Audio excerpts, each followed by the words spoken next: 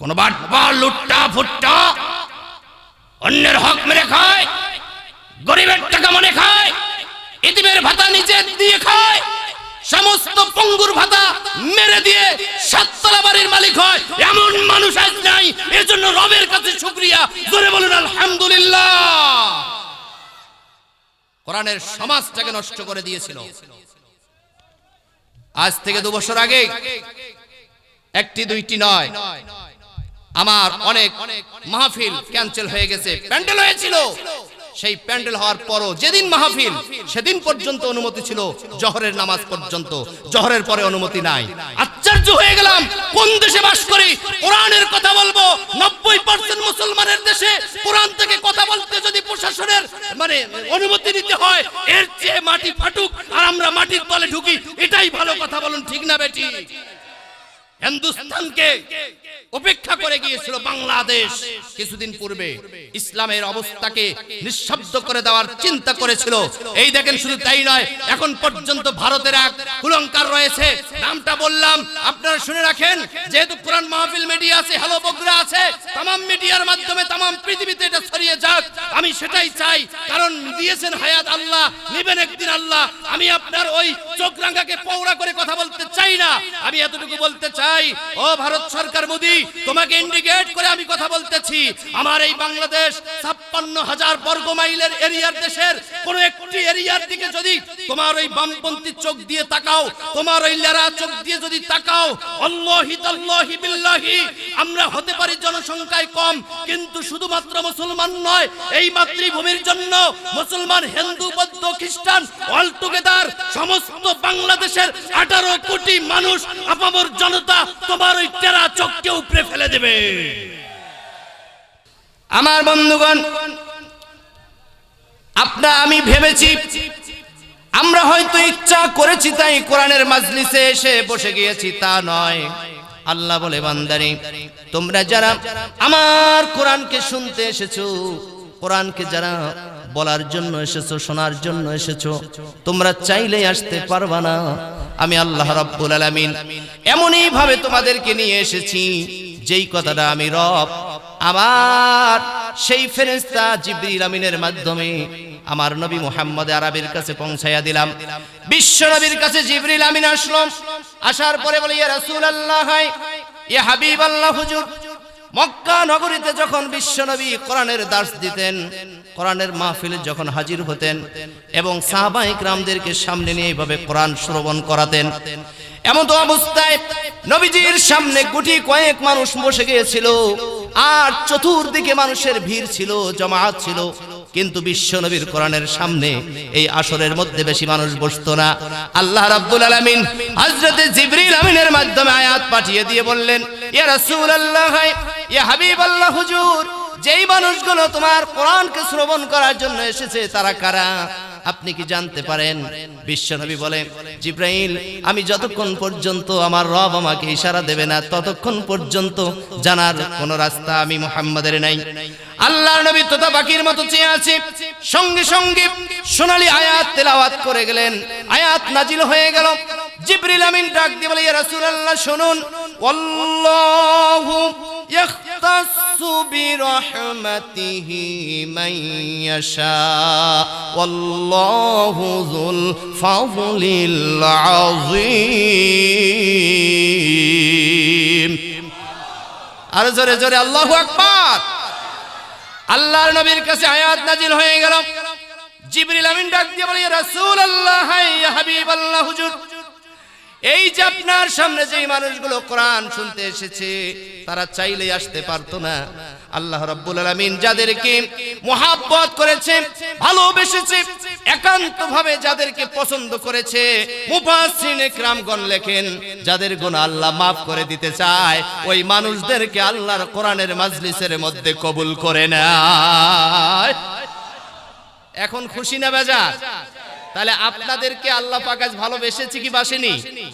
কিন্তু আসার পরে যদি উঠাউঠি করি তাহলে কি ভালোবাসা থাকবে? কথা বলেন, থাকবে? মাহফিলের শেষ পর্যন্ত আছেন তো ইনশাআল্লাহ? আসুন, আজকে আপনাদের ভাগ্য আর আমাদেরও কপাল যে আমরা যারা আলোচক হিসেবে এসেছি আমরা সকলেই ইয়ং, এবং সকলের উদ্দেশ্য হচ্ছে কোরআন এবং হাদিসের বাহিরে কোনো আদার্স কোনো টকিং হবে না, উইদাউট আদার্স হিস্টোরি, ডাইরেক্ট বিশ্লেষণ অফ দা কোরআন এন্ড হাদিস। ওমা তৌফিক ইল্লা বিল্লাহ, সকলে বলুন আমিন। সম্মানিত হাজিরিন, এই যে আপনারা শুনতে এসেছে কোরআন, যদি আজ বলা হয় এ দুনিয়ার মানুষেরা শোনো, এ বাচ্চা তোমার সবকিছু আমি বুঝতে পারছি, সাইলেন্ট হয়ে যাও, আর একটু ধৈর্য ধরো, তাহলে বুঝতে পারবা কোরআন কি বলে। এবার বন্ধুরা আমার আসুন, কোন সমস্যা নাই, ও বুঝতে পারে নাই তাই করছে, ছোট মানুষ বোঝে না, আল্লাহ তারে ক্ষমা করে দেখ, সকলে বলুন আমিন। এবার আল্লাহ রাব্বুল আলামিন ডাক দিয়ে বলে, নবী শোনো, যেই মানুষগুলো কোরআন শুনতে এসেছে তাদের কথা, তাদের জন্য আমি রব একটি বার্তা পাঠিয়ে দিলাম। যেমন দুনিয়ার জমিনে যদি কোনো গান শুনতে যায় কোনো মানুষ, যাওয়ার পরে দেখবেন কিছু লোক আছে চেয়ারের মধ্যে বসে, কিছু লোক আছে সামনে বসে, তাদের জন্য সিট আলাদা করে রাখে। আবার কিছু লোক আছে দূর থেকে দেখে, তাদের বসারও জায়গা নাই, দাঁড়ে দাঁড়ে দেখে, first class, second class, third class, এবং ওই পার্টির মধ্যে বসে গান শ্রবণ করে। সব জায়গায় যেমন পরিবেশ আছে, মসজিদের পরিবেশ হলো আগে গিয়েছো তাহলে সামন কাতারে বসে যাও, যদি পিছে যাও তারপরে পিছনের কাতারে বসে যাও। এভাবে মসজিদের যেমন সিস্টেম আছে, পর্যায়ক্রমে বসতে হবে, কিভাবে খুতবা শুনতে হবে, সবকিছু আল্লাহ পাক অনুপঙ্কভাবে বর্ণনা করে দিয়েছে।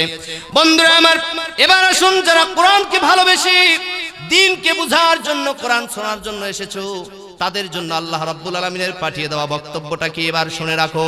আল্লাহ রাব্বুল আলামিন ডাক দিয়ে বলছেন, নবী হে, যেই মানুষগুলো আমার কোরআনকে শ্রবণ করতে আসছে তাদের জন্য ব্রেকিং নিউজ আমি আল্লাহ দিয়ে দিলাম। আমি রবের পক্ষ থেকে দুইটা সিস্টেমের কথা আমি বলবো, এই দুইটা সিস্টেম অবলম্বন করে যেই মানুষেরা আমার কোরআন শ্রবণ করতে পারবে, আমি আল্লাহ কথা দিলাম তাদের জীবনের অপরাধগুলো আমি মাফ করে দিয়ে তাদের প্রতি আমার রহমত নাজিল করে দেব। وَإِذَا قُرِئَ الْقُرْآنُ فَاسْتَمِعُوا لَهُ وَأَنصِتُوا لَعَلَّكُمْ تُرْحَمُونَ। যখন তোমাদের সামনে পবিত্র কোরআন থেকে আয়াত তেলাওয়াত করা হবে, ও কোরআনের শ্রোতারা মনোযোগ লাগায়া দেন। আমার আল্লাহ ডাক দিয়ে বলতেছেন, পৃথিবীর মানুষ শোনো, তোমাদের সামনে যখন পবিত্র কোরআন থেকে কথা বলা হবে, বিশ্ব নবীর বিশুদ্ধ হাদিস থেকে যখন সনদ মতন সহকারে প্রকাশ করা হবে, বিশুদ্ধ হাদিসের যখন বয়ান করা হবে, আল্লাহর ওহিয়ে মাতলুক এবং ওহিয়ে গয়রে মাতলুকের যখন আলোচনা করা হবে, আল্লাহ রাব্বুল আলামিন ডাক দিয়ে বলে, দুনিয়ার মানুষেরা শোনো, যারা কোরআনকে শ্রবণ করতে এসেছো তাদের জন্য আমি রব দুইটা পদ্ধতি বলে দিলাম। এক নাম্বার হলো তোমাদেরকে আসে পরে চুপ করে বসে থাকতে হবে, চুপ করে বসতে হবে। আর দুই নাম্বার কথা হলো, দুই নাম্বার সিস্টেম হলো চুপ করে বসে ওই রহিমা ফাতেমার কথা চিন্তা করা যাবে না, চুপ করে বসে দুই নাম্বার সিস্টেম মনোযোগ সহকারে আমার কোরআন শ্রবণ করতে হবে। এবার যদি কোরআনের শ্রোতারা প্রশ্ন করো, আল্লাহ আমি তো গুনাহগার, আমি ঠিকভাবে সালাত আদায় করি নাই, আমি অন্যায় করেছি, অবিচার করেছি, আজ তোমার কোরআনকে আমি মনোযোগ সহকারে শোনার জন্য এসেছি। আল্লাহ তুমি যেই দুইটা পদ্ধতির কথা বলেছো, এক নাম্বার চুপ করে বসা, আমরা চুপ করে বসে গিয়েছি। দুই নাম্বার মনোযোগ সহকারে তোমার কোরআন শ্রবণ করা, আমরা মনোযোগ সহকারে কোরআন শ্রবণ করছি, তাহলে আমরা কি পাবো, আমাদের লাভ কি হবে? আল্লাহ রাব্বুল আলামিন ডাক দিয়ে বলেন, লাআল্লাকুম তুরহামুন। আশা করা যায় আমার পক্ষ থেকে বান্দা বান্দির উপর যে সমস্ত নেয়ামত রাজি আমি দান করে থাকি, প্রতিটা নেয়ামত কোরআনের শ্রোতাদের উপর আমি নাজিল করে দেব। সম্মানিত হাজিরিন, এই কথাটা কার? জোরে বলেন কার? তাহলে সিস্টেম কয়টা বললাম? দুইটা। এক নাম্বার কি বলেন তো আপনারা? আল্লাহ কথা বলেন। তাহলে তো বকা উল্লো বকলো আর শোনা উল্লে শুনলো। এক নাম্বার চুপ করে বসতে হবে, দুই নাম্বার কি মনোযোগ সহকারে শুনতে হবে। এই কাজ দুটো করবেন তো ইনশাআল্লাহ? যদি কথা দেন যে উস্তাদি আমরা এই কাজ দুটো করব, তাহলে আমি আলোচনা শুরু করব। আর যদি বলেন না, জেনকে আছি সেনকে ভাবে শুনবো আর কোরআন, তাহলে আমার পক্ষে আলোচনা করা সম্ভব নয়। আপনারা বলুন, এই কথা, এই সিস্টেম দুইটা মানবেন তো ইনশাআল্লাহ? লিল্লাহে তাকবীর, নারায়ে তাকবীর। আল কোরআনের আলো, সহিহ হাদিসের আলো, সংসদে জালো, আল কোরআনের আলো সংসদে জালো। সম্মানিত হাজিরিন, শুধু ঘরে ঘরে জ্বললেই হবে না, এই কোরআনের নূর, এই নূরটাকে ঘর থেকে বাইর করে আপনার আহলে বাইতের দিকে নিয়ে যেতে হবে।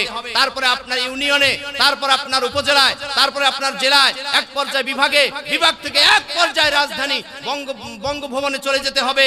সেখান থেকে এই কোরআনের আইন রাষ্ট্রীয়ভাবে যখন হবে, তখন প্রতিটি ধর্মের মানুষ নিরাপত্তা পাবে। কথা বলুন ঠিক না ঠিক? সম্মানিত হাজিরিন, আসুন আমরা সামনে আগাই, আলোচনার দিকে প্রবেশ করব। এখন আল্লাহ রাব্বুল আলামিন ডাক দিয়ে বলছেন, বান্দা এটা তো সুসংবাদ শুনলেন, এটা পজিটিভ সাইড। নেগেটিভটা কি? নেগেটিভটা হলো আল্লাহর নবী যখন কোরআনের দাওয়াত দিতেন, ওই সময় ধীরে ধীরে মানুষ কোরআন শুনতে এসে আল্লাহ রাব্বুল আলামিনের ইসলাম নামক ধর্মটি গ্রহণ করে নিতে শুরু করলো। এইবার আবু জেহেল, আবু লাহাব, উতবা, সাইবা এরা দেখলো আহারে সর্বনাশ, মুহাম্মাদের কাছে যারাই যাচ্ছে তারাই মুহাম্মাদের দলে নাম লিস্ট করে দিচ্ছে, অ্যাডমিশন হয়ে যাচ্ছে, ভর্তি হয়ে যাচ্ছে। অতএব কারণে মুহাম্মাদের দলকে কিভাবে ভেঙে দেওয়া যায়, কিভাবে মুসলমানের সংখ্যা কমায়া আমরা কাফেরদের সংখ্যা বৃদ্ধি করব, আমাদের দলে যেন তারা ইনক্লুড হয়ে যায়, এই রকম একটা চিন্তা ভাবনা করে আবু জাহেল একটি জনসভার ডাক দিল। এই জনসভার মধ্যে সব ধরনের মানুষ আসলো। আসার পরে ওই জনসভার প্রধান অতিথি হিসাবে আবু জাহেল এবার তার ভূমিকা পালন করছেন, বক্তৃতা দিচ্ছেন। এমন একটি বক্তব্য তুলে নিয়ে এসেছেন, মুসলমান সজাগ হন, মনোযোগ সহকারে শুনুন। কি কারণে আজ অশান্তিতে আমার সমাজটা ভরে গিয়েছে, আমার মা বোনেরা কি কারণে আজ বেপরদায় চলাফেরা করতেছে, কি কারণে সন্তানেরা আজ বাবা মাদের কি গুরুত্ব দিচ্ছে না, মর্যাদা বাবা মার সম্মান করে না, খেদমত তো দূরের কথা। বন্ধুরা আমার, এখন আসুন একটুখানি মনোযোগ লাগান, বুঝতে পারবেন। এই কোরআন যারা শুনতে এসেছো, চুপ করে বসে মনোযোগ সহকারে শুনবা। আল্লাহ কথা দিয়েছে তাদের প্রতি আমি আমার নিয়ামত রাজি নাজিল করব, কিন্তু এটা হলো পজিটিভ সাইড। আর নেগেটিভ সাইডটার ব্যাপারে কি আলোচনা করা হয়েছে এবার লক্ষ্য করুন। যখন বিশ্বনবী ভাবে কাফেরদের সামনেও যখন কোরআন তেলাওয়াত করতেন, কাফেরেরা পাগল ভেবে আসতো, আহারে এই মুহাম্মদ সাল্লাল্লাহু আলাইহি ওয়াসাল্লাম নাকি জাদুকর, জাদুবিদ্যা জানে, এমন ভাবে জাদুকরের মতো কথা বলে যেই কথাগুলো জীবনে আগে শুনি নাই। এভাবে তারা চিন্তা ভাবনা করে মুহাম্মদ সাল্লাল্লাহু আলাইহি ওয়াসাল্লামকে আক্রমণ করার জন্য আসে। আসার পরে যখন কোরআনের ছায়াতলে বসে যায় আর বিশ্বনবীর জবানে যখন কোরআন শোনে, তখন সমস্ত মনের ভুল ভ্রান্তিগুলো চুরে মেরে ঢিলে সব ছুঁড়ে ফেলে দিয়ে আল্লাহ রাব্বুল আলামিনের পক্ষে ঈমান গ্রহণ করে নেয়। তাহলে যদি দিন দিন মক্কায় এভাবে মানুষ মুসলমান হয়, তখন আবু জাহেল, আবু লাহাব, উতবা, সাইবার অবস্থা খুবই খারাপ, যে আমাদের দল থেকে মানুষ ছিঁড়ে যায় মুহাম্মাদের দলে অংশগ্রহণ করতেছে, ঈমান আনতেছে, এটাকে বন্ধ করে দিতে হবে। এই বন্ধ করে দিতে হবে কোন প্রক্রিয়ায়? এই প্রক্রিয়া খোঁজার জন্য, অবলম্বন করার জন্য তিনি জনসভা ডাকলেন। এই জনসভার প্রধান অতিথি হিসেবে ভাষণ দিচ্ছেন আবু জাহেল। কি ভাষণ? এই কাফেরেরা শোনো, আমার সম্প্রদায়েরা, তোমাদের কাছে আমি একটি কথা স্পষ্ট করে দিচ্ছি। বলে কি? লা তাসমাউ লিহাযাল কুরআন, মুহাম্মদ যেই কোরআন শোনায় মানুষকে, তোমরা ওই কোরআন শুনতে যাবা না। আর যদিও যাও তাহলে শোনার উদ্দেশ্যে যাবা না। তাহলে কি করবা? ওয়াল গাউফিহি লাআল্লাকুম তাগলিবুন, সেই জায়গায় যাওয়ার পরে তোমরা ওখানে মানুষদেরকে খোঁচাখুচি করে, একটু দুষ্টমো করে, চিমটা চিমটি করে, ডাক ঠাক করে, চায়ের ফাঁদে বাদাম খাওয়ার নসলা ইত্যাদি ইত্যাদি প্রবণতা দেখিয়ে ওখানে হট্টগোল সৃষ্টি করবা, ওখানে পরিবেশ যেন ঠিক না থাকে, এই জন্য তোমরা যাবা। এই কথাটা আবু জাহেল প্রধান অতিথির বক্তব্যে সব কাফেরদেরকে জানায়া দিল। তোমরা যদি অস্ত্র নিয়ে মুহাম্মাদের কাছে যেতে চাও তাহলে ভুল করবা, কারণ মুহাম্মাদের সঙ্গে আমরা অস্ত্র ধরলে মানুষ আমাদেরকে খারাপ বলবে, যে মুহাম্মদকে এত ভালোবেসেছি, আর সাদেক বলেছি, আল আমিন বলেছি, তার বিরুদ্ধে অস্ত্র ধরেছি, এটা করা যাবে না। বরং মুহাম্মাদের সঙ্গে লড়তে হবে বুদ্ধি দিয়ে। সেই বুদ্ধিটা কি? লা তাসমাউ লিহাযাল কুরআন, মুহাম্মদ সাল্লাল্লাহু আলাইহি ওয়াসাল্লাম যেই কোরআনের কথা বলে, ওই কোরআন তোমাদেরকে শ্রবণ করা যাবে না। এই কথাগুলো যখন বললেন, মুহাম্মদ সাল্লাল্লাহু আলাইহি ওয়াসাল্লাম তখন উপস্থিত সেখানে নাই। আল্লাহ রাব্বুল আলামিন সঙ্গে সঙ্গে এই কথাটুকু রেকর্ড করে নিলেন। রেকর্ড করে নিয়ে হযরত জিবরিল আমিনকে ডাক দিয়ে বলে, জিবরাইল আর দেরি করো না, যাও যাও যাও, আমার হাবিবের বিরুদ্ধে, আমার নূরের বিরুদ্ধে মানে ষড়যন্ত্র হয়েছে। আর ষড়যন্ত্র কি করলো, এই কথাটা আল্লাহ রাব্বুল আলামিন জিবরিলের মাধ্যমে আবার বিশ্বনবীর কাছে পৌঁছায়া দিলেন। বিশ্বনবীর কাছে জিবরিল এসে বলল, ইয়া রাসূলুল্লাহ, ইয়া হাবিবাল্লাহ, হুজুর আপনি তো এখানে। তাহলে স্পষ্ট হয়ে গেল নবী গায়েবের খবর জানে না, নবী গায়েবের খবর জানে না। নবী কি গায়েব জানতো? বলেন, জোরে বলেন, জানতো? এখন তো গায়েব জানাজানির হিসাব নাই, চোখ বন্ধ করি বলে একে পুরো বাংলাদেশকে পৃথিবী ভ্রমণ করি আসি কয় হিসাব দাবি করতেছে, এবং তারা দাবি করে আল্লাহর ওলি। ওলি সেরকম না, ওলির পরিচয় আমরা সূরা নূরের মধ্যে আল্লাহ দিয়েছেন, আমরা কোরআন থেকে ওলির পরিচয় পেয়েছি। তোমার মতো চক্ষু বন্ধ করে পুরো পৃথিবী ঘুরে আসে, তার তত্ত্ব দেওয়ার নাম ওলি না, এটা ভণ্ডামো। মন খারাপ করলেন? নবী জানে না ঘটনা কি ঘটছে।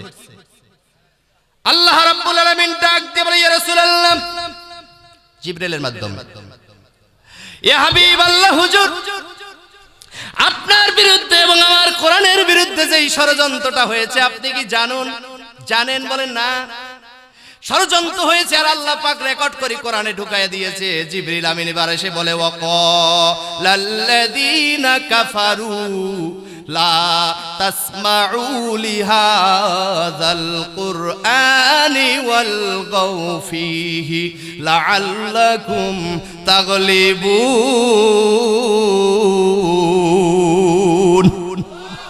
আর জোরে মুসলমান আল্লাহু আকবার। ও নবী, কাফেরেরা বলল, মানে ওই যে মিটিং করলো, লা তাসমাউ লিহাযাল কুরআন, মুহাম্মদ যেখানে কোরআনের আসর বসাবে সেখানে তোমরা যাইও না, আর যদিও যাও শোনার নিয়তে যাইও না, কারণ শোনার নিয়তে গেলে তোমরাও ঈমান এনে ফেলবা। অতএব কারণে তোমরা সেখানে যাবা, মানুষদেরকে টেনে হেসড়ে চায়ের দোকানে নিয়ে যাবা, এদিক সেদিক ঘুরাবা, আত্মীয় স্বজনের বাড়ি যাবে। তারা ঠিকই বাড়িতে আপনার স্ত্রী জানে আমার স্বামী কোরআন শুনতে গিয়েছে মাহফিলে, আমার স্বামী মামুদপুর ইসলামিক জলসায় গিয়েছে, কিন্তু শয়তান আপনারে দুর্বৃত করে দিয়েছে স্থান থেকে, আপনারে আপনার বিয়ের বাড়িতে নিয়ে গিয়েছে, আপনার শালীর বাড়িতে নিয়ে গিয়েছে, শ্যালকের বাড়িতে নিয়ে গিয়েছে, চায়ের দোকানে নিয়ে যায় রাখছে, আশেপাশে রাখছে, চতুর্দিকে রাখছে, এখানে বসতে দেয় নাই। কারণ হলো যারা কোরআনকে শ্রবণ করার জন্য বসবে আর কোরআনের হক আদায় করে যদি তারা শ্রবণ করে, আল্লাহি বিল্লাহি মাল্লাহি, আল্লাহর কসম করে বলছি, হেদায়েতের মালা তাদের ভিতরে ঢুকে যাবে। আল্লাহ বলেন, হেদায়েতের মালিক আমি আল্লাহ। হে রাসূল, আপনাকে দায়িত্ব দিয়েছে, আপনি ওয়াজ করেন, আপনি বলেন তাদেরকে, আপনি ভীতি প্রদর্শন করুন, কারে কবুল করব আর করব না সেটা আমি রবের কাছে, আপনার কাছে আমি হেদায়েতের দায়িত্ব দেইনি। কথা বলুন ঠিক না ঠিক?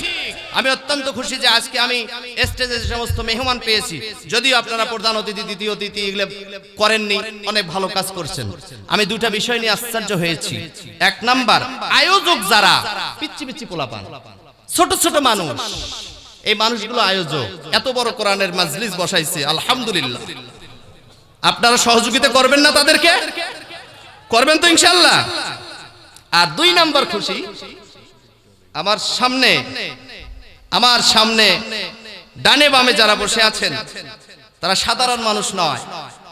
সভাপতি শাখাটা হাজী কল্যাণ সমিতির সভাপতি সাহেব, আমার মাহফিলের সভাপতি, আলহামদুলিল্লাহ। কোন বাটপার লুট্টা ফুট্টা অন্যের হক মেরে খায়, গরিবের টাকা মনে খায়, এতিমের ভাতা নিচে দিয়ে খায়, সমস্ত পঙ্গুর ভাতা মেরে দিয়ে সাততলা বাড়ির মালিক হয়, এমন মানুষ আজ নাই। এজন্য রবের কাছে শুকরিয়া, জোরে বলুন আলহামদুলিল্লাহ। কোরআনের সমাজটাকে নষ্ট করে দিয়েছিল। আজ থেকে 2 বছর আগে, একটি দুইটি নয়, আমার অনেক মাহফিল ক্যান্সেল হয়ে গেছে। প্যান্ডেল হয়েছিল, সেই প্যান্ডেল হওয়ার পরও যেদিন মাহফিল সেদিন পর্যন্ত অনুমতি ছিল জোহরের নামাজ পর্যন্ত, জোহরের পরে অনুমতি নাই। আশ্চর্য হয়ে গেলাম, কোন দেশে বাস করি, কোরআনের কথা বলবো, 90% মুসলমানের দেশে কোরআন থেকে কথা বলতে যদি প্রশাসনের অনুমতি নিতে হয়, এর চেয়ে মাটি ফাটুক আর আমরা মাটির তলে ঢুকি, এটাই ভালো। কথা বলুন ঠিক না বেটি? হিন্দুস্তানকে উপেক্ষা করে গিয়েছিল বাংলাদেশ কিছুদিন পূর্বে ইসলামের অবস্থাকে নিঃশব্দ করে দেওয়ার চিন্তা করেছিল। এই দেখেন, শুধু তাই নয়, এখন পর্যন্ত ভারতের এক কুলঙ্কার রয়েছে, নামটা বললাম, আপনারা শুনে রাখেন।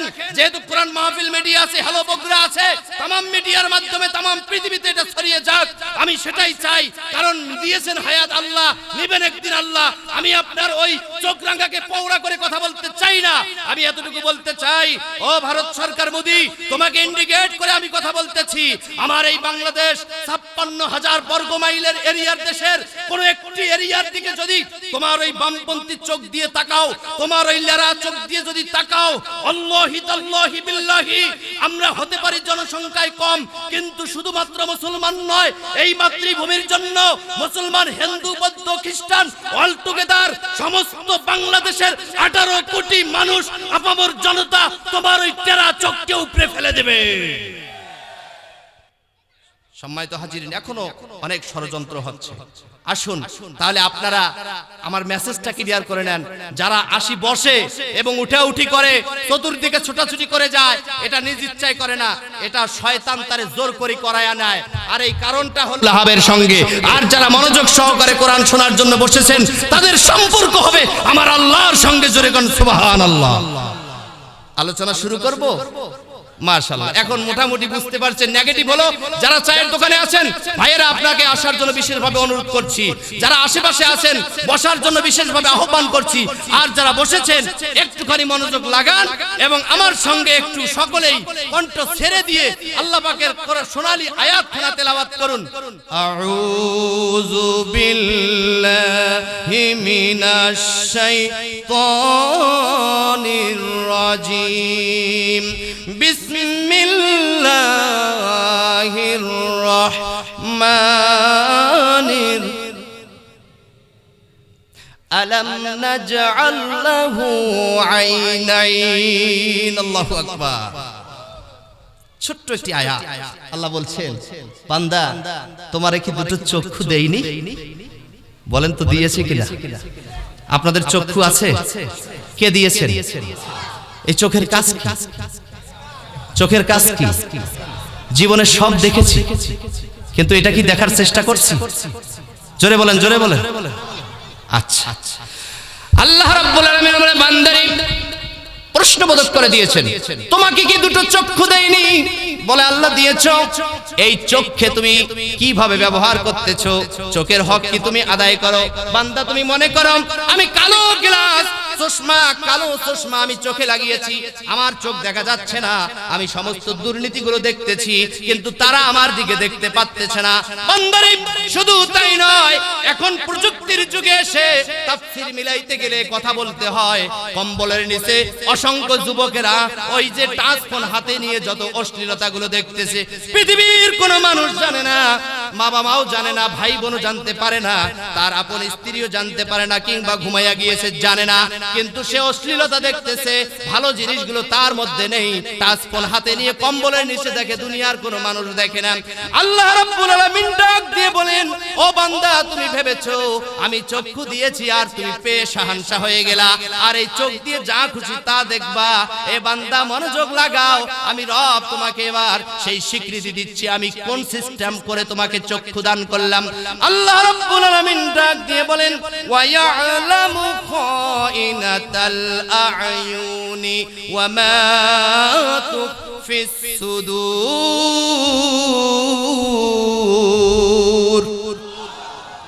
বান্দা তুমি ভেবেছো কেউ দেখেনি, কিন্তু আমি রব তোমাকে এত সূক্ষ্মভাবে দেখে রাখতেছি। আমি তোমাকে সৃষ্টি করেছি, তোমাকে সেটিং করে দিয়েছি ওই চক্ষু দুটো দেখার জন্য। তুমি দেখতেছো গোপনে আর বলতেছো, ভাবতেছো আমার কেউ দেখেনি, কোনো আমি দোষ করিনি। বান্দা আমি তো তোমাকে দেখেছি, আমার চোখে, আমার দৃষ্টিকোণকে ফাঁকি কি তুমি দিতে পেরেছো? বলেন পেরেছি? পাইনি। তারপর ওই চোখ দিয়ে অন্যায় হয় কি হয় না? কথা বলেন, হয় কি হয় না? এবার আসুন, আল্লাহ রাব্বুল আলামিন বলেন, বান্দা শুধু তাই নয়, তুমি তো খুব ভালোবাসো কিছু জিনিসকে। সেটা কি? ইন্নাস সামআ ওয়াল বাসারা ওয়াল ফুয়াদা কুল্লু উলাইকা কানা আনহু মাসউলা। নিশ্চয় আমি তোমার যে চক্ষু দুটো দিয়েছি এবং তোমার অন্তরকরণ দিয়েছি, প্রতিটা বিষয়ে আমি রব তোমার অন্তরে যা কিছু কল্পনা করো, যা প্রকাশ করো তা এবং যা গোপন রাখো তা প্রতিটা বিষয় অনুপঙ্কনুভাবে আমি আল্লাহ দৃশ্যমান করে আমার কাছে রেকর্ড করে রাখতেছি রে বান্দা। অতএব বিশ্ব নবীর কাছে জিবরাইল আমিন এসে বলে, ইয়া রাসূলুল্লাহ, আপনার উম্মতদেরকে বলে দেন যারা সব মানুষকে ফাঁকি দিয়ে অন্যায় অবিচারের মধ্যে লিপ্ত হবে তারা যেন এটা স্মরণ রাখে যে নিশ্চয়ই আল্লাহ রাব্বুল আলামিন তার দৃষ্টি শক্তি থেকে শুরু করে প্রতিটি অঙ্গ প্রত্যঙ্গের ওয়াল ফুয়াদা অন্তরকরণের প্রকাশ এবং অপ্রকাশ্য সবকিছুই আমার আল্লাহ রাব্বুল আলামিন তেনার সিসি ক্যামেরার মধ্যে রেকর্ড করে নিচ্ছেন। এ বন্ধু, এখন এই যে আমি কথা বলতেছি মহিলা প্যান্ডেলে দেখা যায় কি যায় না? জোরে বলেন, দেখা যাচ্ছে তো? কিসের মাধ্যমে? স্যাটেলাইট ব্যবহার করেছে তারা। এই স্যাটেলাইটকে ব্যবহার করার কারণে আপনারা যেমন দেখতে পাচ্ছেন তারাও তেমন দেখতে পাচ্ছে। এটা যুগে, এখনকার যুগে আসছে। কিন্তু আমার আপনার রব সৃষ্টিকর্তা এটা কতদিন আগে আপনার আমাকে দান করেছে, এটা কি আমরা কখনো খুঁজেছি? খুঁজিনি। আশ্চর্য হয়ে যাব। তোমরা যারা বসেছো কোরআন শোনার জন্য মনোযোগ লাগান। এবার আল্লাহ পাক বলতেছেন, বান্দা তোমার কাছে যে আমি একটা সিসি ক্যামেরা দিয়েছি তুমি কি কখনো ভেবেছো? বলে আল্লাহ সিসি ক্যামেরা আবার কই? খালি চোখ দিয়েছো, চোখ দিয়ে আমরা দেখতে পারি। তাই বলে হ্যাঁ। এবার আসেন, আল্লাহ রাব্বুল আলামিন ডাক দিয়ে বলেন, ওয়া কুল্লু ইনসানিন আলজামনাহু তাইরাহু ফি উনুকিহি। বান্দারে, ওয়া কুল্লু ইনসান, প্রতিটি মানবের মধ্যে, প্রতিটি মানবের ভিতরে আমি আল্লাহ আলজামনাহু তাইরাহু ফি উনুকি, এই যে গর্দান রয়েছে আমরা এটাকে গর্দান বলি, হলকুনি বলি কেউ কেউ। আল্লাহ রাব্বুল আলামিন বলেন এই গর্দানের মধ্যে আমি রব একটা ঘুটনি সেটিং করে দিয়েছি। মুফাসসিরিনে کرام ব্যাখ্যা করতে গিয়ে, বিশ্লেষণ করতে গিয়ে বলেন এই ঘুটনিটা মানে হচ্ছে সিসি ক্যামেরা। আমার আল্লাহ রাব্বুল আলামিন প্রতিটি মানব দেহের এই গর্দানের মধ্যে আল্লাহ সেটিং করে দিয়েছেন। আল্লাহু আকবার। তার কাজ কেন দিলেন? আপনার আমার গর্দানে সিসি ক্যামেরা আছে। যখন কম্বলের নিচে অন্যায় করো, এই যুবক আজ শুনে নাও, তাফসীর শুনে যাও এবং মনোযোগ দিয়ে শুনে এটা আমলে পরিণত করো।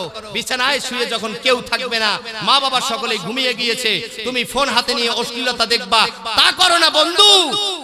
কুল্লা ইনসান আলজামনাহু তাইরাহু ফি উনুকি, তোমার গর্দানের মধ্যে আল্লাহ রাব্বুল আলামিন তোমাকে জন্মের সঙ্গে সঙ্গে সিসি ক্যামেরা ফুটেজ এখানে সেটিং করে দিয়েছেন। জোরে বলুন সুবহানাল্লাহ। বলে আল্লাহ তুমি কেন এই কাজ করলা? তুমি তো আমাদেরকে বিচার করবা, তুমি আমার খালিক, তুমি আমার মালিক, তাহলে আবার এই কাজ করলা কেন? আল্লাহ বলে বান্দা শোনো, তার কারণটা হলো ওয়া নুখরিজু লাহু ইয়াউমাল কিয়ামাহ। বান্দা কিয়ামতের ময়দানে ওয়া নুখরিজু লাহু, আমি এগুলো সব বাহির করে দেব। আহা, সব বাহির হয়ে যাবে।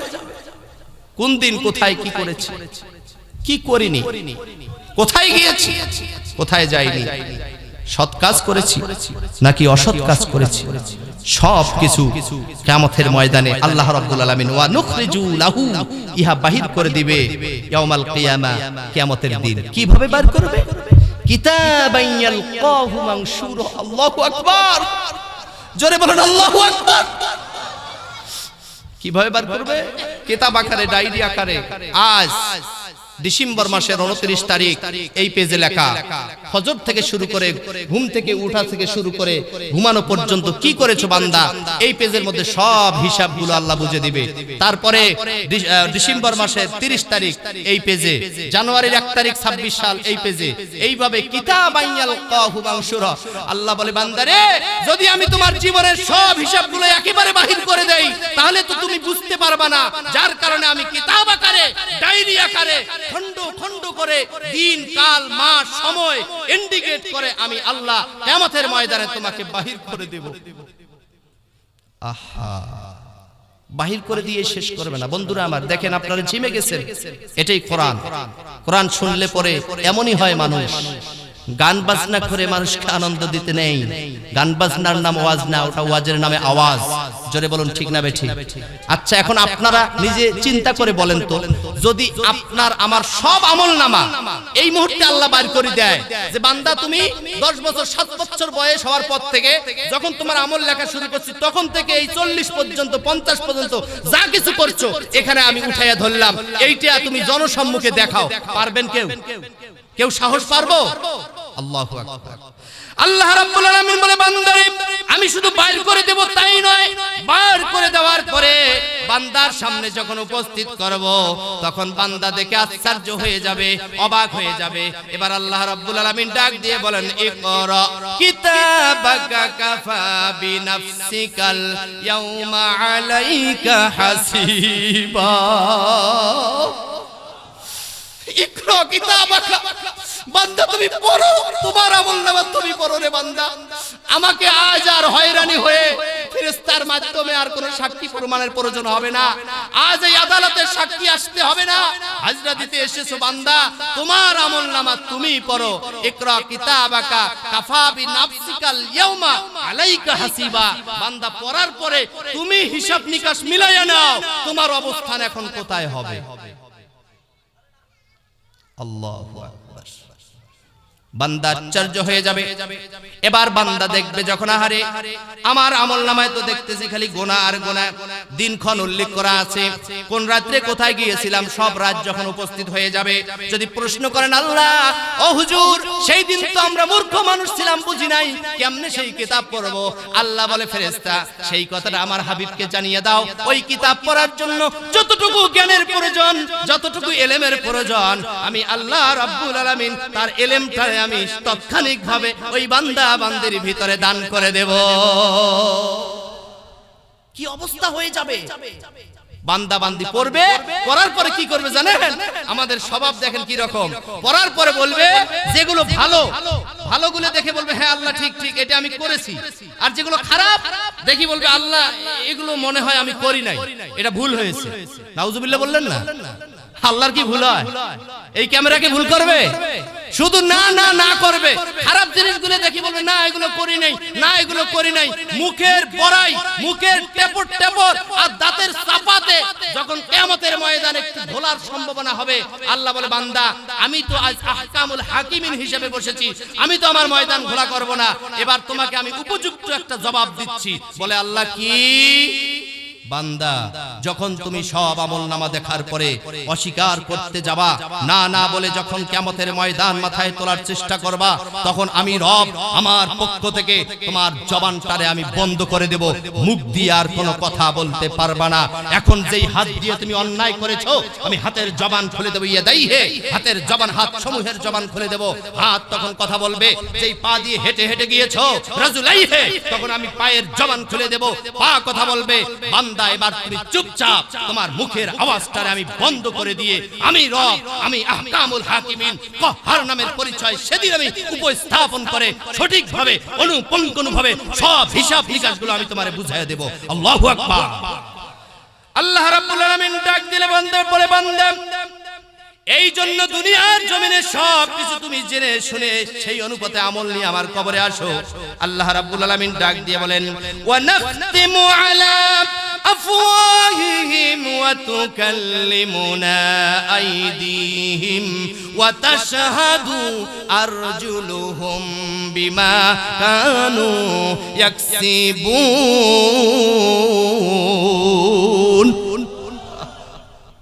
বান্দা সেদিন তোমার জবান আমি বন্ধ করে দেব, কথা বলতে পারবে না, হাত কথা বলবে। আপনি অন্যায় দেখে বলতেছেন না না না, হাত তখন বলবে এ হাত তোমার তো সাহস কম নয়, তোমার তো সাহস কম নয় যে তুমি এই হাত তোমার সাহস কম নয় যেই হাত দিয়ে তুমি মানুষকে অন্যায় করেছো, এই হাতে বিড়ি সিগারেট খাও, মদের বোতল নাও, গাঞ্জার টোপলা উবাও, সেই হাত দিয়ে তুমি মাওলানা Abdul Mannan M A Kamil pass করে একজন আলেম হয়েছে, তাকে তুমি অ্যারেস্ট করেছো, তার হাতে হাত করা পরাইছো, এই হাত এখন কথা বলো। তখন হাত বলবে আল্লাহ এই যে নফসটা এটা বড় বেঈমান নফস, সব মিথ্যা বলতেছে, এ বলতেছে আমি এই কাজ করিনি, অথচ আমি হাত সাক্ষী দিচ্ছি আমি যে যেতে চাইছিলাম না, আমি বড় অসুস্থ ছিলাম, আমার ইচ্ছা ছিল একটু রেস্টে থাকবো, কিন্তু এই নাফরমান তোমার বান্দা আমার মানে নাই, জোর করে আমারে নিয়ে গেছে। যাওয়ার পরে মাওলানা আব্দুল মান্নানের হাতে, সোনালী হাতে, আমলিয়াত হাতে হাত করা পড়ায়া অপরাধে বিনা দোষে জেলখানার গণ্ডির মধ্যে রেখেছে। কথা বলুন ঠিক না বেটি? সম্মানিত হাজিরিন, সেই দিন হাত যখন কথা বলবে, বান্দারা তখন কি বলবে? একটু জিকির করেন, লা ইলাহা, জবান খুলে লা, আরো জোরে। হুজুর, তার কোন রাস্তা যদি থাকে তাহলে বলুন। এভাবে আপনারা যেমন হতাশ হয়ে গিয়েছেন, কোরআন যখন নাজিল হয়, বিশ্ব নবী যখন বলে, তখন তার শ্রোতারাও সেভাবেই হতাশ হয়ে গিয়েছিল। আহারে বাঁচবো কিভাবে? তাহলে আমাদের বাঁচার রাস্তা কি? আল্লাহ রাব্বুল আলামিন ডাক দিয়ে বলেন, জিবরাইল, আর দেরি করো না, আমার হাবিবের কর্ণগুহরে যাও এবং কর্ণগুহরে পৌঁছিয়া দাও। আমার হাবিব যেন আর টেনশন করে না, তার উম্মতদের বাঁচার রাস্তা দূরে কোথাও যেতে হবে না, শুধুমাত্র পবিত্র কোরআনুল কারীম খুলবেন, খোলা মাত্রই সূরা ফাতিহা পাবেন। ফাতিহার পরে যেই সূরা বাকারা শুরু হয়ে যাবে, এই সূরা বাকারায় গিয়ে আলিফ লাম মিম যখন আয়াতটা তেলাওয়াত করবে বান্দা, এটার অর্থের কোনো প্রয়োজন নাই। আল্লাহু আ'লামু বিমুরাদিহি, এর ব্যাখ্যা বিশ্লেষণ আল্লাহই ভালো জানেন।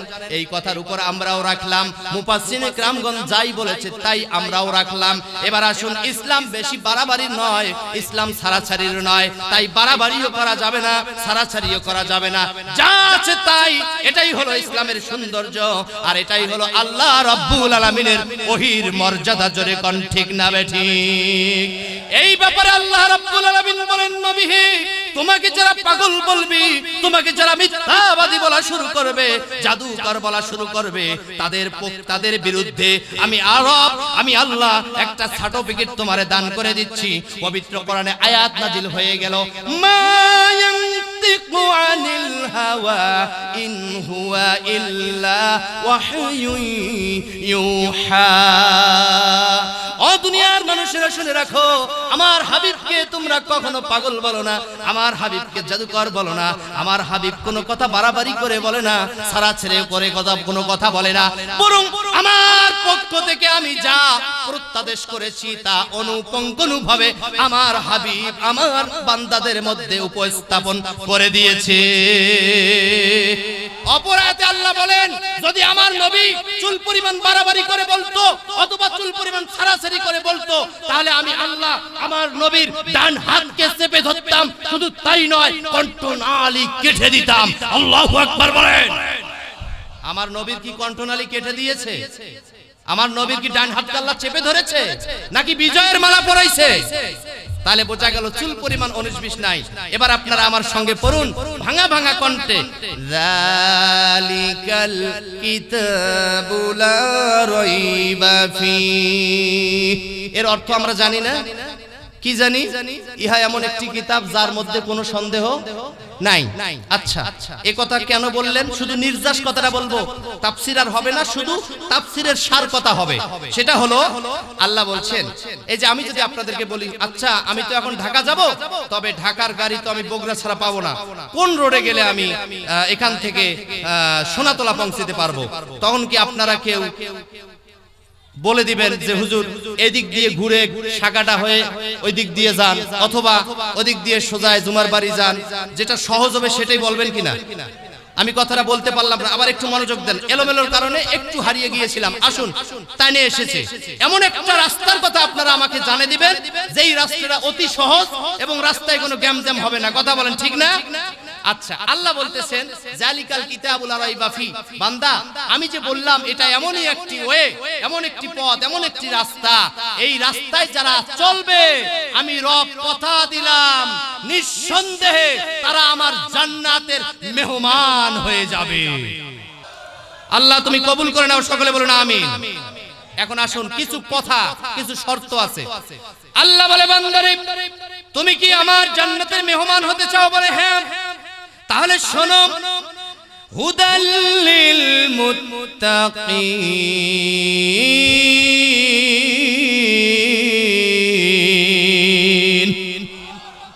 বেশি নয় বন্ধুরা, মাত্র 4টি জিনিসের কথা বলবো আজ। 1 নাম্বার হলো তোমাদেরকে মুত্তাকি হতে হবে। তোমরা এতদিন বুঝতে পারো নাই, মদ খেয়েছো, গাঁজা খেয়েছো, নেশা করেছো, বুঝতে পেরে যদি অন্যায় অবিচার করাকে ছেড়ে দিতে চাও আর আমার জান্নাতের মেহমান হইতে চাও, তাহলে বান্দারা শুনে রাখো, আমি আল্লাহ কয়েকটি কথা বলবো মাত্র। ওই কথাগুলো যদি আজ থেকে পালন করো, তাহলে আমি আল্লাহ কথা দিলাম, ওই কিয়ামতের ময়দানে তোমার যে আমলনামাটা তৈরি হবে, এটা মুনাফিকের আমলনামা আসবে না তোমার হাতে, কাফেরের আমলনামা আসবে না তোমার হাতে, বরং তোমার ডান হাতে আমি আমলনামা দেব, আর মুমিনের আমলনামা লিপিবদ্ধ করে দিয়ে আমি আল্লাহ আমার সুশোভিত জান্নাত আমি তোমারে উপহার দিয়ে দেব। 1 নাম্বার কথা হলো মুত্তাকি হতে হবে। আওয়াজ দিতে হবে, কি হতে হবে? জোরে বলেন, কি হতে হবে? আচ্ছা বাজান, মুত্তাকি এলা কেমনে হয়? আমরা সাধারণ মূর্খ মানুষ বা অশিক্ষিত বা জেনারেল শিক্ষিত মানুষ, আমরা মুত্তাকি কেমনে হব? এটা একটা প্রশ্ন হতে পারে। আমি ভেঙে দিচ্ছি মুত্তাকি কারে বলে। মুত্তাকির ব্যাখ্যা পড়তে গিয়ে, সেটাকে বুঝতে গিয়ে 8 থেকে 10 ঘন্টা লেগেছে, কিন্তু আমি সেই কথাগুলো 1 মিনিটে প্রকাশ করব, নির্যাস কথা। সেটা হলো এই যে, যাদেরকে আল্লাহ বিবেক দিয়েছে, ভালো মন্দ বুঝতে পারে, ভালোকে ভালো বুঝে গ্রহণ করে, মন্দকে মন্দ জানার পরে জীবন থেকে বর্জন করে। আল্লাহ রাব্বুল আলামিন বলেন, আমার ভাষায়, ইসলামের পরিভাষায়, যেই মানুষের বিবেক দিয়েছি, বুদ্ধি দিয়েছি, বিবেক খাটায়া ভালোগুলোকে গ্রহণ করে নেয়, মন্দগুলোকে বর্জন করে দেয়, ওই মানুষটার অন্তরটা আমি আল্লাহর কাছে মুত্তাকির অন্তরে পরিণত হয়ে যায়। তাহলে আমরা মুত্তাকি হব তো ইনশাআল্লাহ? আমরা মুত্তাকি হব তো ইনশাআল্লাহ? মুত্তাকি হতে কি কামিল পাশ করা লাগবে? মুত্তাকি হতে দাওরায়ে হাদিস পাশ করা লাগবে? মুত্তাকি হতে হাফেজে কোরআন হতে হবে? হইব না। মুত্তাকি হতে কি হওয়া লাগবে? আপনার বিবেক দিয়ে বুঝার পরে আজ থেকে, এখন থেকে ভালোকে বুঝে গ্রহণ করব, জেনে গ্রহণ করব, আর মন্দকে জানার পরে জীবন থেকে বর্জন করব। দিস ইজ মুত্তাকি। আল্লাহ রাব্বুল আলামিন বলেন, ওই অন্তরটা হতে পারে রিকশা চালক, হতে পারে ভ্যান চালক, হতে পারে কৃষক, হতে পারে মহাজন, হতে পারে আলেম, হতে পারে ইমাম, মুয়াজ্জিন, খতিব। যারা এই কাজটা করবে, তাদের অন্তরগুলো আমি রব আমার দরবারে মুত্তাকির অন্তরে পরিণত করে দেব। বলেন, আমরা মুত্তাকি হব? মুত্তাকি হব, ভালোকে গ্রহণ করব, মন্দকে ছেড়ে দেব। আলহামদুলিল্লাহ। আসুন তাহলে ভালো কি আল্লাহ এখন বর্ণনা দিচ্ছেন। ও দুনিয়ার মানুষেরা শোনো, পৃথিবীর জমিনে যত ভালো কাজ রয়েছে, তার মধ্যে প্রথম যেই ভালো কাজটা, সেটা হলো আমি রবকে না দেখিয়ে বিশ্বাস করা। আল্লাযীনা ইউমিনুনা বিল গায়ব। বান্দারে, আমি রবকে তোমরা দেখো নাই, কিন্তু না দেখিয়ে আমার প্রতি দৃঢ় ঈমান রাখতে হবে। এটাই জীবনের সর্বোচ্চ ভালো কাজ। তাহলে বলুন তো, আমরা আল্লাহকে বিশ্বাস করি কি করি না? আওয়াজ দেন, করি কি করি না? যদি করি, তাহলে আমাদের 2 নম্বর শর্ত আদায় হয়ে গেছে। আলহামদুলিল্লাহ বলেন। আল্লাহ বলে, বান্দারে, যেই মানুষগুলো ভালোকে ভালো বুঝে গ্রহণ করে নেবে, মন্দকে মন্দ বুঝে বর্জন করে দিবে, আর আমার প্রতি আস্থা রাখবে, বিশ্বাস রাখবে, অবিরাম অবিচল বিশ্বাস স্থাপন করবে, আমি আল্লাহর 2 নাম্বার শর্ত সেই মানুষটা পালন করে দিল, কিয়ামতের ময়দানে আমি আর 2-1টি কথা বলবো, তাহা সহ যদি মানতে পারে, আমি আল্লাহ রাব্বুল আলামিন তারে বেইজ্জতি করব না, তার আমলনামা বাম হাতে দেব না, তার আমলনামা ডান হাতে দিয়ে আমার জান্নাতের মেহমান বানায়া নেব। 3 নাম্বার। তাহলে 1 নাম্বার আমরা মানবো, আজ থেকে ভালো যত কথা আছে, ভালো যত জিনিস আছে, যাচাই করতে হবে। যাচাই বাছাই না করি মানা যাওয়া যাবে না। যাচাই করার পরে মেনে নেব, খারাপগুলোকে ছেড়ে দেব, আর আল্লাহর প্রতি অবিচল আস্থা এবং বিশ্বাস রাখবো। আল্লাহ বলে, বান্দারে, তুমি কি ভালো হওয়ার স্বীকৃতি দিলা? বলে হ্যাঁ। আমারে মেনে নিলা? বলে নিলাম। তাহলে 3 নাম্বার, তোমার উপর একটি দায়িত্ব অর্পণ করে দিলাম।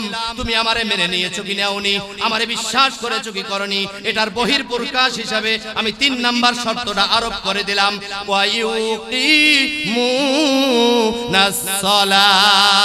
বান্দা, 3 নাম্বার শর্ত বড় জটিল এবং কঠিন নয়, বরং আমি রবের জন্য তোমার নামাজকে, তোমার জীবনে আমার দেয়া সালাতকে কায়েম করতে হবে। তাহলে বলুন তো, সহজ না কঠিন? এ ভাইজান, নামাজ পড়া ভালো না খারাপ? নির্দেশ কার? শুধু তাই নয়, যারা আল্লাহরে বিশ্বাস করে, আল্লাহ বলতেছেন, তুমি আমারে কি বিশ্বাস করছো রব হিসেবে? বলে হ, আপনি তো আমার রব, এই রবে আমার সব, তাই নাকি? বলে হ। তো নামাজে গেলা কই? হ্যাঁ, তাহলে তুমি মুখে বিশ্বাস করতেছো, অন্তরে নাই। তাহলে আপনারা বলুন, আজ থেকে অন্তর দিয়ে মেনে নেব তো? মেনে নেব তো? আল্লাহ বলে বান্দা তোমাদের নসিব ভালো, তোমাদেরকে আর বেইজ্জতি হতে হবে না। তিনটা জিনিস মেনে নিয়েছো, আর একটি জিনিসের কথা বলবো কি আমি? আল্লাহ বলে বান্দারে যারা ভালোকে ভালো বুঝে গ্রহণ করে নিল আর মন্দকে মন্দ জানার পরে জীবন থেকে বর্জন করে দিল, দেওয়ার পরে আমাকে অবিচল বিশ্বাস করে নিল, আর 3 নম্বর যারা নামাজকে কায়েম করার সিদ্ধান্ত গ্রহণ করলো, ও জিবরাইল আমার হাবিবের কর্ণগহ্বরে পৌঁছে দাও।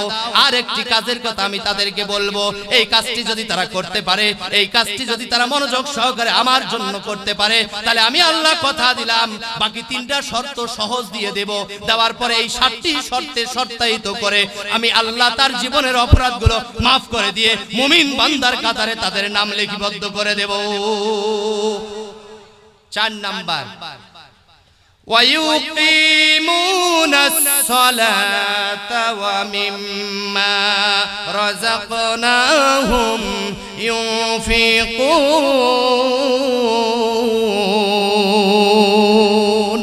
নদীর কুল ভাঙ্গে অকুল গড়ে, এই তো নদীর খেলা।